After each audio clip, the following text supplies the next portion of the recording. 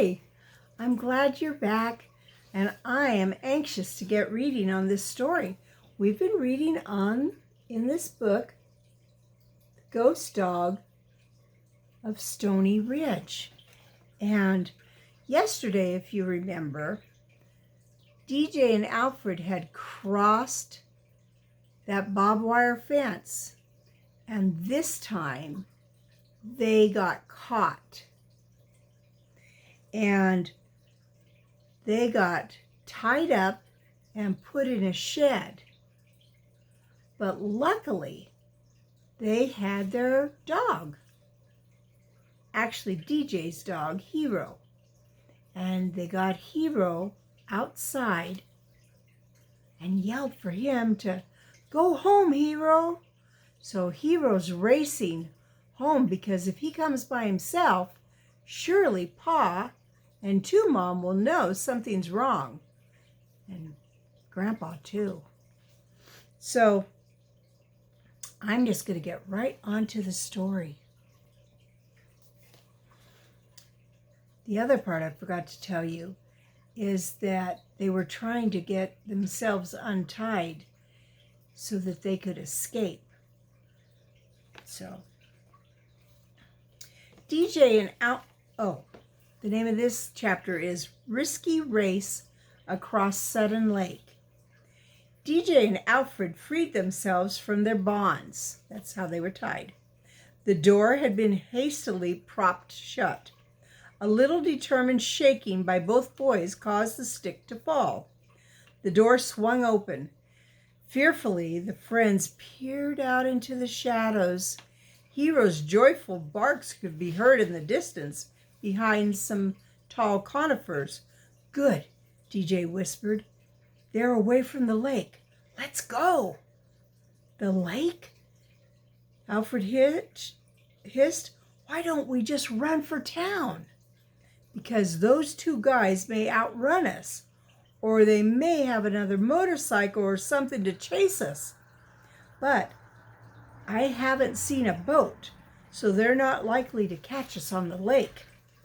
Good idea, Alfred answered, following his friend in a crouching run towards the lake, so they were trying to stay low. There may be a water ski or a security boat out there too. These two guys won't do anything to us in front of a witness. Be quiet and run faster, DJ called over his shoulder. I think I hear Hero circling back this way. The boys hurried through the barbed wire and untied their aluminum boat before there was a shout from behind them. Oh, DJ exclaimed. They've discovered our escape. Quick, get this boat untied and shove off. I'll row. The aluminum boat was noisier than ever. DJ thought as he splashed into the shallows. Water filled his calf-high boots. He partially closed his blue eyes and squinted against the reflection of the brightness of the silver craft. DJ tried to pull himself into the boat, but instantly let go. Ouch! He whispered fiercely. This metal is hot. He stooped to splash cooling water onto the boat with his hands. Hurry up! Alfred hissed. We've got the rope loose. He braced his boots against the shore and pushed hard. The boat's stern slid toward deeper water. Alfred followed the boat into the lake, splashing deeper until his knees were underwater. I'm hurrying, DJ replied desperately. He scrambled over the side and into the boat. He grabbed for the short oars and sat down quickly in the shining metal seat nearest the bow. Instantly, he jumped up again. Ow! That burns right through my pants. DJ kneeled quickly on the flat bottom, ignoring the discomfort of the oars on his kneecaps. He cupped his hands together and plunged them into the lake. He threw water on the seat to cool it. DJ sat down in the welcome wetness and picked up the short oars. He slid them into the locks and dug the oars into the lake. Alfred was splashing water onto the boat's blistering metal bow so he could grasp the pointed aluminum stern and help turn it towards the open lake. The boat echoed loudly, making a sound like thunder as Alfred heaved himself out of the water and onto the stern. His weight made the bow come up out of the water. "Let's get out of here, DJ." The mountain boy bent well forward over the oar handles. He gripped them firmly and then leaned back. He pulled hard, feeling the flat oar blades bite into the water. So he's oaring like that. He completed the stroke, lifted the dripping oars, and plunged them into the water. He pulled hard again, grimacing with the effort to make the craft move faster. The light boat seemed to respond with maddening slowness. "Can't you go any faster?" Alfred demanded hoarsely, trying to keep his voice low. He splashed water into the boat's other seat so he could sit down. Then he immediately leaned over the side to use his hands as oars. So he was paddling. That threw the boat slightly off balance and made it hard to steer. "Sit in the middle and pray," DJ whispered fiercely as he strained against the oars. He had the boat turned around so the bow was headed for the concession stand across the lake. DJ was facing the barbed wire and the shore, rowing backwards. "No use trying to be quiet. They'll hear this tiny tub anywhere in the lake." "Wish there were some water skiers out," Alfred answered, looking quickly around the lake. "Or the security patrol boat or fishermen or anything. But there's nothing in sight. Wish Hero was with us," DJ puffed, pulling hard at the oars. "He'll be okay. Just keep pulling until you're ready for me to row." They stopped chasing Hero. "They're running down to the shore," DJ exclaimed. "Look at them. They're really mad." "Well, slow as it is, they can't outswim this old tin boat," Alfred cried with a gleeful grin. Oh, they're turning back, running along the shore. I wonder why." "Gonna try something, I guess, but I can't think what it is unless..." "Unless what?" Alfred prompted. "Unless they've got a boat hidden close by." A moment later, he had the answer. A motor boat sputtered to life. DJ suddenly leaned into one oar and sent the rowboat sharply toward shore. Alfred demanded, "What are you doing?" "We can't outrun a motorboat. Our only chance is to get in close to the shore." "They'll catch us in there too." "Maybe not. It's got a rocky bottom. Their propeller will get fouled or broken. Besides, all those orange buoys floating just offshore, maybe they'll help." Alfred shaded his eyes against the sun's reflected glare on the water. "Oh, I see. I can read what it says by the closest buoy. Rock. They're just under the surface so you can't see the rocks. But if a motorboat hit one, it would sink." DJ panted, feeling perspiration run off his brow. "That still won't keep them from catching us." "Oh, Lord, we need some help. We need it fast," Alfred cried. The flat-bottomed aluminum boat had barely passed the first warning buoy when a handsome mahogany-colored motorboat rocketed out from the shore and into sight. It bounced hard, bow high, heading straight for the deeper part of the lake. DJ recognized Forgley at the stern. His hand was on the tiller of the outboard motor. That's what would steer it, kind of. Ormley was seated forward against the right side of the starboard side, both hands shading his eyes against the sun's glare. DJ's heart felt like it was trying to break through his chest as he pulled faster and faster against the oars. His boat clattered and clumped along, barely creeping towards the shallows. Suddenly, the motorboat swerved sharply and made a sweeping turn. "They've seen us!" Alfred cried. "Here, let me row." "No time to change. Just pray we make it to the next bend. Maybe we can hide from them or jump ashore and run." "Or another boat will come," Alfred interrupted. "I thought I heard one, but I don't see anything." Alfred leaned over the side and used his hands as paddles in a futile effort to make the boat go faster. The boat was tipped sharply to the port or left, but DJ didn't say anything as his friend tried to help. Slowly the shore crawled closer. The rowboat passed a small, heavily wooded spit of land. The motorboat was lost to sight. As they rowed by another large orange marker painted with the warning word "rock," DJ was so exhausted he was afraid he was going to collapse. "Here they come," DJ called. The motorboat roared around the heavily wooded point of land. Almost at once, there was a warning yell. The powercraft swerved sharply to the open lake, but it was too late. There was a terrible crunching noise that made DJ stop rowing and watch in horror.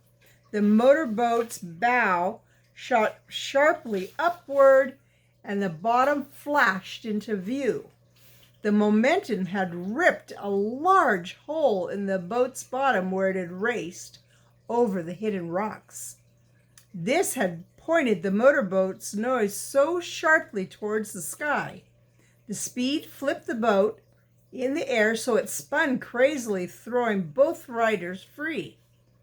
Bodies and boat rotated strangely in the air for a long second, then everything from the wreck hit the water hard.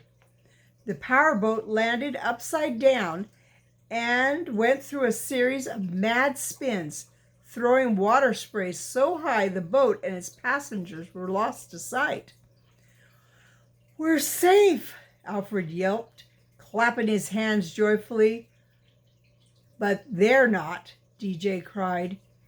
He stopped rowing and partially stood, watching a spray of water slowly subside, and the wreck was visible again.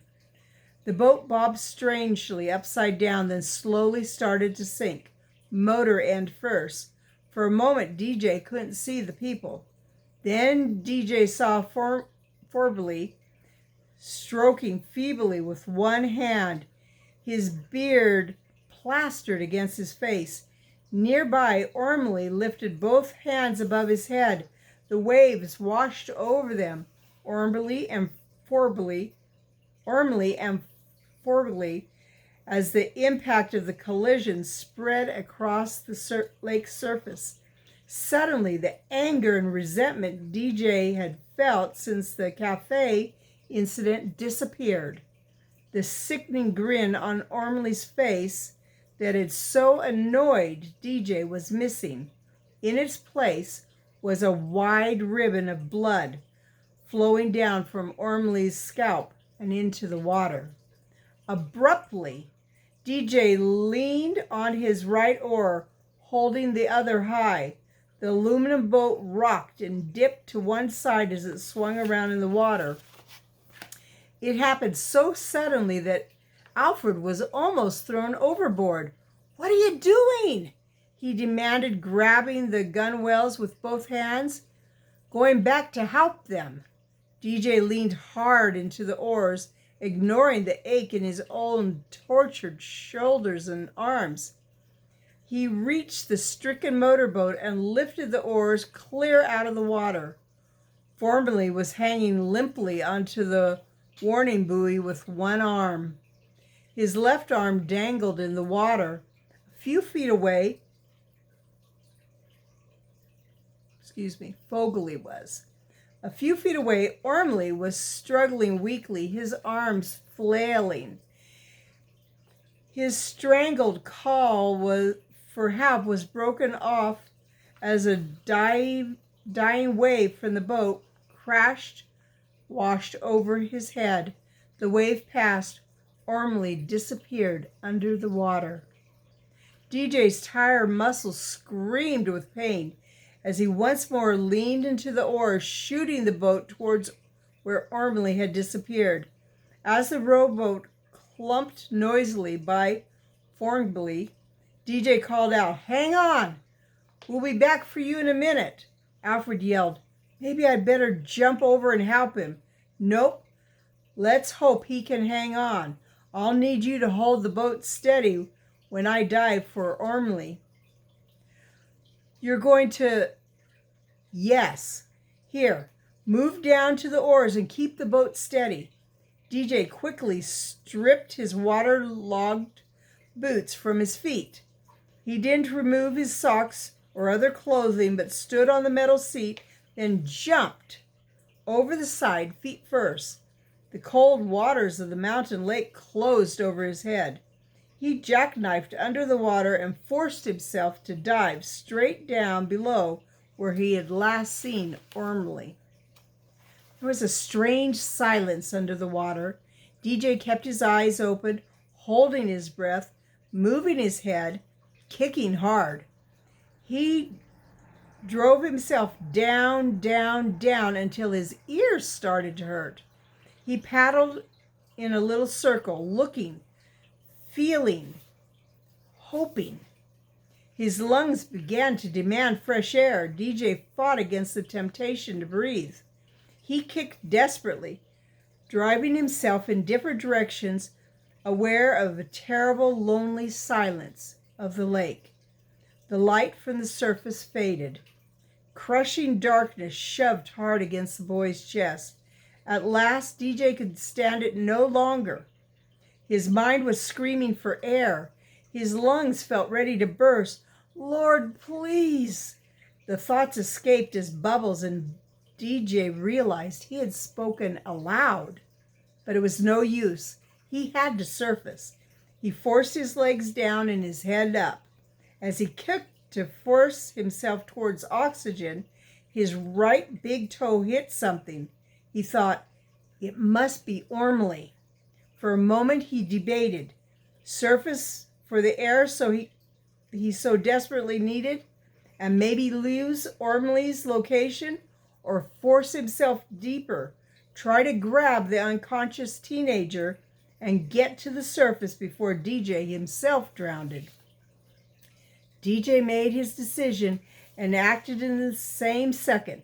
He jackknifed and drove his tortured body down, down, down. It was too dark to see now, but his groping left fingers touched something. Cloth. Frantically, DJ closed his hand firmly, biting deep into the fabric. At the same instant, he kicked himself towards the surface. A glow of light up there seemed to be years away as the boy struggled towards it. At last, he broke the surface into the most glorious sunshine he'd ever seen. DJ sucked in rasping gulps of air and tried to call for Alfred, but the aluminum boat was empty, bobbing out of reach. Alfred was missing. Out of the corner of his eyes, DJ saw his friend holding onto the rock marker with one hand and tugging at Formley's hair with the other. The man's face was tipped out of the water, the beard plastered against his face. His eyes were closed. DJ realized Alfred had seen the man slip into unconsciousness, lose his grip on the buoy, and sink. Alfred had lost his glasses in making the rescue. DJ knew his friend was nearly blind and was doing everything by touch. DJ glimpsed something else too. A security boat with a blue light flashing was roaring down on them. Twin sprays of water leaped up on both sides as a sleek white craft. A uniformed officer called out, "Hang on, boys! Hang on!" DJ didn't know if he could do that. He was so tired. He just wanted to let go of Ormley's right pant leg and drift away. He was startled by the sound of the patrol boat's motor being cut sharply. DJ saw the hurling craft settling rapidly in the wave trough it had made. Then strong hands were reaching down towards him. DJ managed to shove Ormley's limp face upward. DJ was unaware he'd even transferred his grip from the pant legs to the older boy's collar and chin. Ormley was dragged into the security boat. A moment later, DJ's right arm was almost jerked from its socket as the boy was yanked from the lake to the safety. Seconds after that, Alfred and Formgley were also aboard. The security boat raced for shore, its siren rising and falling as the wide open boat pounded the waves, slapping down with crashing sound that jarred DJ's weary body. DJ and Alfred were too weak to move. They lay where they'd been dropped by the stern. DJ felt hot, scalding moisture behind his eyelids as he grinned at his friend. But Alfred couldn't see him. His thick glasses were gone. Yet he was automatically pushing with his right thumb up the bridge of his nose to where there was nothing but cuts and bruises. Alfred managed a faint smile. It was over, almost, but not quite, for there was still the unsolved mystery of the ghost dog, and time was running out, not for DJ to enter the national writing contest. No, DJ realized tiredly, it wasn't really over yet. And that is the end of chapter 12. Boy, that ended differently than I was expecting, and maybe differently than you did. But DJ and Alfred, they showed love and care for those that were trying to hurt them, maybe even going to kill them.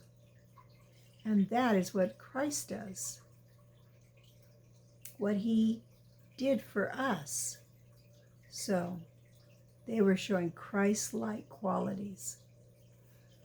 Well, I'm going to end for tonight. Hope you enjoyed the story. I'll be reading to you again tomorrow. So I want you to remember, I love you, I really do. And I'm glad that you're with me. All right, good night.